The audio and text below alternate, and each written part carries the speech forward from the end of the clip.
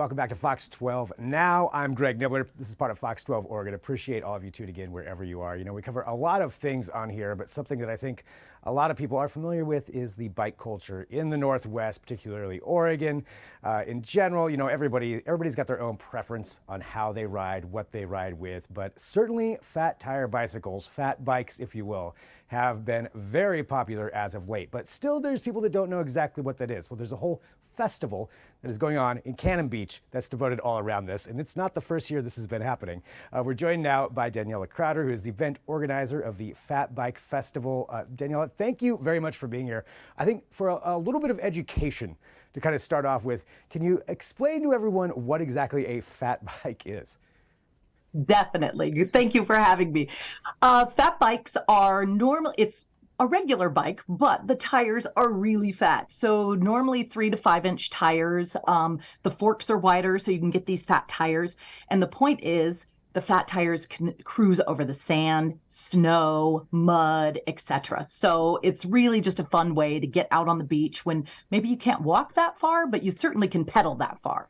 And there's kind of an example too that we've got showcasing right now. So I've heard of these before because I know they're used in Alaska a lot, in Anchorage. Yes. I saw people. I think that's the first time I ever saw them was on the snow because it just seemed impossible. Like, how are you going to ride a bike on the snow?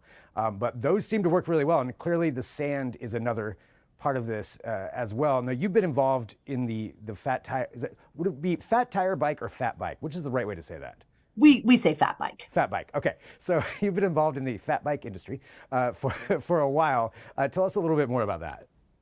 Yes, certainly. Well, I'm the event director for the Cannon Beach Fat Bike Festival, but we also own the bike shop here in Newport, Oregon, which is on the sand. And so about 15 years ago, we kind of fell upon fat bikes and we were like, oh my God, this is amazing. It gets us out on the beach. We're able to pedal everywhere and access a lot of areas. You know, the Oregon coast is pretty rustic in a lot of areas. And so we're able to access a lot more areas by these big fat tire beach bikes. So I keep a couple in my garage. We rent them out at our shop and we're on them all the time. You can always catch me on my purple bike out on the beach. So why is it that they work so much better on that? The fat tires, and you lower the pressure down. So depending on the time of the year, obviously, the great thing about fat bikes is wintertime on the Oregon coast, we get that kind of crust over the sand and it makes it so we can ride everywhere on the beach.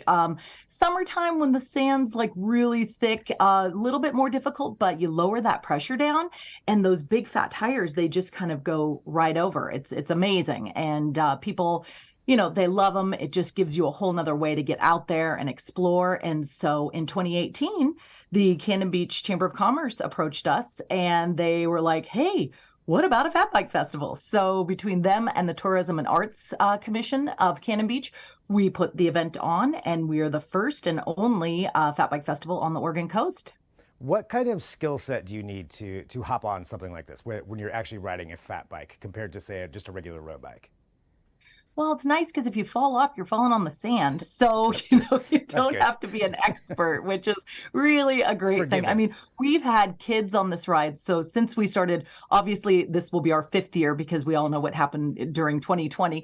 But we've had this family come every year and they have little girls, they're twins, and they've been coming since they were little. So anyone can do it.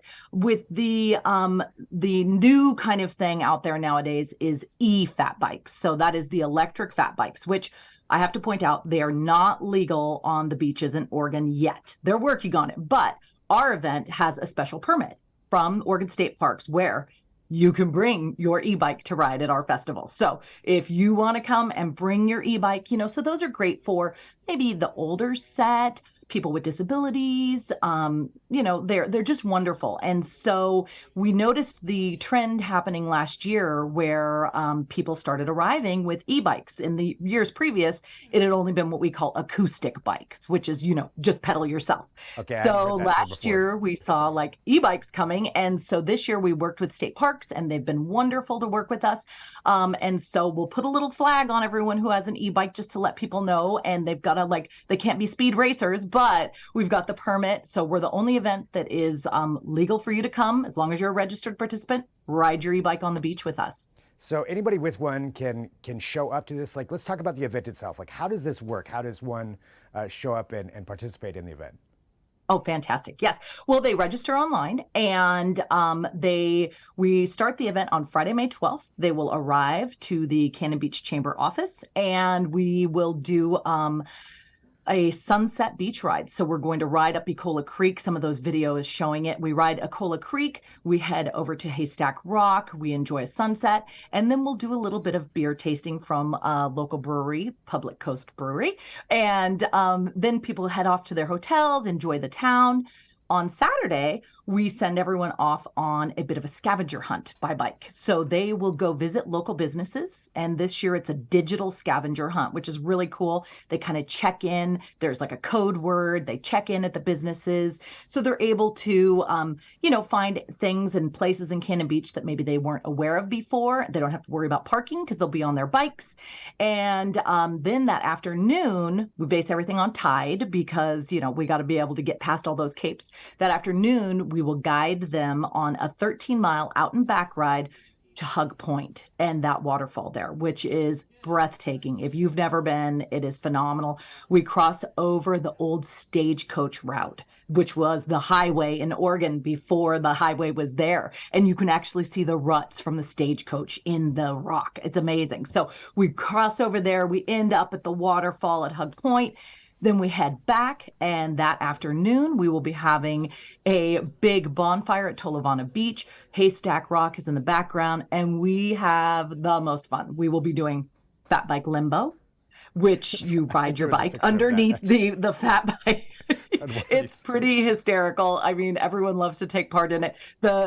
We use one bike because it's kind of not fair. There we go. There's the video or the photo of the fat bike. So we do fat bike limbo and we give prizes from that. And then we do a fast race. And then we also do a slow race. So the slow race is like who you have to be able to stay on your pedals and then whoever wins. We do prizes. Pelican Brewery is the other local brewery in Cannon Beach. They will be there doing samples. We'll have a bonfire. Just a lot of fun. Very family friendly. You don't have to be like an expert to join us. You have to have a fat bike, and you sign up so we can include you as part of our permit. And we welcome everybody. It's just a really fun, casual, laid back event. This sounds pretty amazing. I'm not gonna lie.